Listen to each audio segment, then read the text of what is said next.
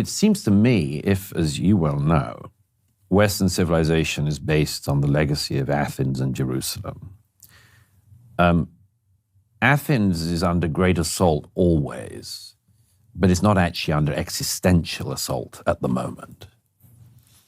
What is being attempted by Israel's enemies is the philosophical and cultural equivalent of burning all the libraries of Alexandria.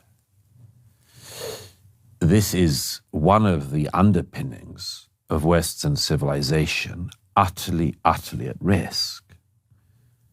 And not in a sort of metaphorical way where people might use it as a sort of book subtitle, but the real thing. I mean, I've sometimes thought about it this way. I haven't tried this out in public before. How many Jews are there in the world? 15 million. 15 million, okay.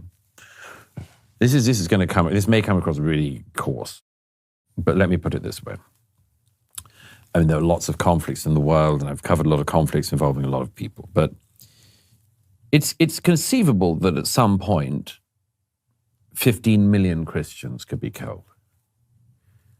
It would be a disaster, a tragedy. It's conceivable that at some point, Burma, India, somewhere, 15 million Muslims could be killed. It would be a disaster. It would be a tragedy of an unimaginable scale, of mid-20th century scale. But if 15 million Jews were killed, that's the end of the story. That's it. Now, what does that mean for the Jewish people? It's the end, that the people who saw off everyone from Pharaoh to Hitler disappeared in the 21st century. Everyone else, in my view, wouldn't survive either. Wouldn't survive either. Western civilization could not survive the destruction of the Jewish state because it would be, among much else, the cutting away of the whole tree that we're on, and Western civilization would die. So I regard the existential threat against the Jewish people to not just be about the Jewish people. It matters deeply to me that it is about the Jewish people. But it also matters to me because it's about America. Could America survive if the Jewish people were no more on its watch, or everybody was forcibly deported from the Holy Land?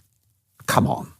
Of course not. Could the isolationists bear the repercussions of that across the Middle East and elsewhere? Of course not.